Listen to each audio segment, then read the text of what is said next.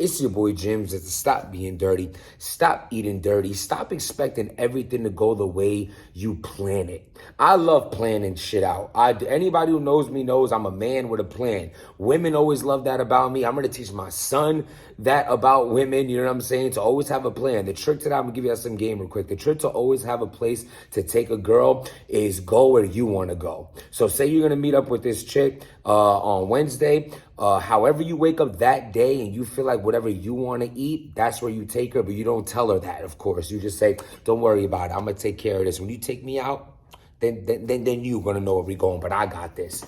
They're going to love it. But again, man, just in general, things, I like to plan things out, but sometimes things are going to get in your way. You could want to get to work on the train. You're on the train, there's a sick passenger. You have to get off. I literally had to do this. There's a sick passenger on the train back in the day. I had to get off the train and take a cab.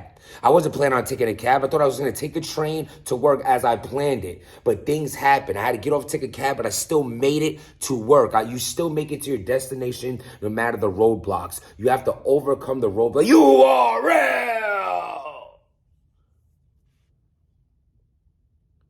Oh my God. So I seen the Chris Unbiased did a blog, The Untold Truth, about URL. It's like a 2-part blog where he's talking about overall the downfall of URL, like things that made them, go from a really, really, top league to in so many words, this year in specific, a struggling league. We got to be completely honest. This is their worst year. This is easily their worst year. And you could even debate that of recent years outside of the, New Jersey, the Sue Surf carrying the entire URL on his back the year before prior, you know what I'm saying? Mixed with some easy to block captain hype and you know what I'm saying, things of that nature. It was like you had the Tay Rock and twerk battle, that was pretty classic. You have the chess and easy battle, that was pretty classic. Then you have the run of Danny Myers, the run of easy to block captain, the New Jersey twerk, not choking, but things that you're following. But I'm talking about epic moments. There's only a handful. You know what I'm saying? The Hitman and Geechee battle doesn't go down. The Cassidy battle doesn't. The point is, it was like they were staying afloat because they had Easy, they had a working on his game twerk, and they had Sue Surf. Sue Surf's now locked up. Free Surf. You have Easy's no longer with URL, and twerk's doing his thing. As far as chess goes, he's still choke prone. Tay Rock running out of battles. Then you bring back the old school cats, and they just not really holding up to the way you would think they would, because maybe just the matchups ain't really going I didn't like certain, Charlie Clips battles or Salute to Clips, him and Rosenberg's fire. But anyway, the point is, I'm on subject but off subject. I'm just saying, this year in specific, definitely the most struggling, and it shouldn't be because King of the Dot is damn near non-existent. Salute to my guys over there, but it is what it is. The consistency is extremely lacking over there, extremely. And then you have RBE. So, this is RBE's first. This is the closest RBE's ever come to taking the first place, leaderboard in battle rap. You have all the smaller leagues doing their thing. Salute to all them. But those are some facts I was just thinking about, but that's not even the point. I didn't think, look at that. Remember I told you about don't plan things? Shit, I didn't plan on none of that, but it sounded good for the blog. But let's get back into, so Chris Unbiased was basically saying things of how they can make URL better. And, I'm not even going to piggyback on nothing that he was doing. Go check it out, what he did. He did top 10 things. And I agree with a lot of that. I actually, if you know, when rest in peace, Past Day, when Past Day passed, I had a blog in my blog that said to release his battles. If you check out a blog that I had that says, will URL do this for Sue Surf? I said to put Sue Surf's battles on YouTube when he got locked up and things of that nature. Chris was mentioning that they should do those things as well. I agree. So now he mentioned all these things, right? And it made me even think of this point even more, because this is what I've been started thinking about URL. The caffeine era probably was the worst thing to happen with URL. And many reasons, because it was the worst thing that happened for the fans. It was oversaturation of battles. You didn't have to wait too long. It's really, you don't want to wait too long, but you don't want to do things too fast. It's quality over quantity. You're just throwing a bunch of cars together, a bunch of people together. Then you're pushing a bunch of people without, like, I feel like there was a time where the fans, in so many words, they chose who they wanted to get a push. And now that decision is based upon whoever's running shit behind the scenes. Nobody chose for drugs to get such a push. Salute to him, though. I'm just saying, man, nobody chose to see him in 100 battles. No one chose to keep bringing Chess back after all the chokes. Nobody chose to, bring an entire DMV movement because the person who picks the new battlers now is from the DMV. There's some standout stars or potential stars, but you didn't have to do all that. There's a lot of things, you continuously bringing Twerk back. You're overworking him. Danny Myers overworking him. Like, there was just things that started getting messy, and that's because no one is actually taking control of the format behind the scenes anymore. The way Smack and Beasley used to be more hands-on with things, they no longer do that. And the reason is this.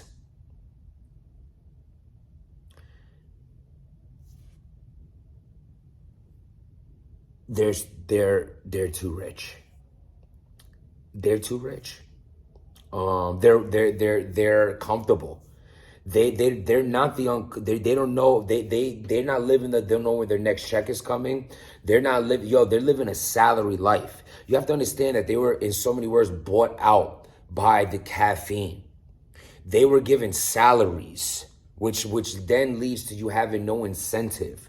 You have no incentive because you already know your next check is guaranteed, fail or not. So you give these two people, whether it's a lump sum, whether it was a lump sum to Chico, Beasley, and Smack, a lump sum or a salary. But either way, the lump sum, you have your money, salary, you're guaranteed to get your money, as well as giving a budget. So there's no longer have to put your own cash out there. You have your cash put away in your bank for you and your family. That doesn't get touched. That's your personal stash to do what you want to do it. Do what you want to do with it. Then you have the budget money. Before, your money was the budget. The money you put in was the money you were worried about getting back. The cards you cared about putting together, the matchups you cared about putting together, the hype you cared about putting together, the promotion you cared about putting together, all those things, you don't care anymore. Why do you think they put so much, why do you think they give, and then you give too much leadership roles to people who aren't maybe ready for that position? I think P does his position well, but when you have him juggling things that's above him because you no longer want to step in and handle it, not only does he takes all the downfall for it, but he might not be ready for it, or whoever else.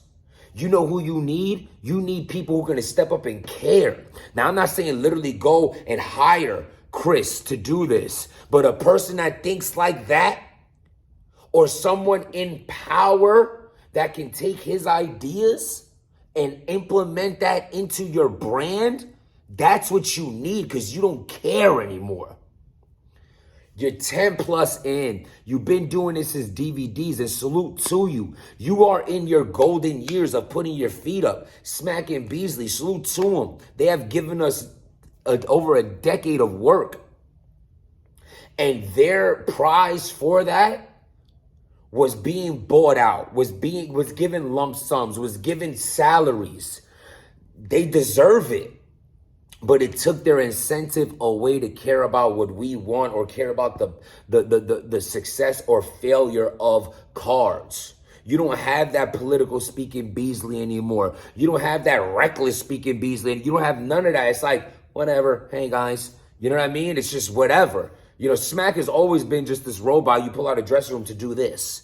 But like, as far as Beasley and Smack being more hands-on of things, it just doesn't exist anymore. And I believe it's because the caffeine. Then you have this unrealistic amount of money to work with. So not only were you given this lump sum, so you're well off, your salary's all set, but you were given such a huge budget.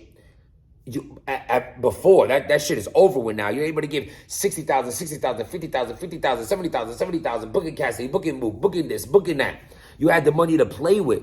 And then now, because you did that so quickly and gave out all these demands, salute to you for giving back, or having this money and being like, yo, I'm already got my money. Let me use this money that I'm also given to use on the battlers.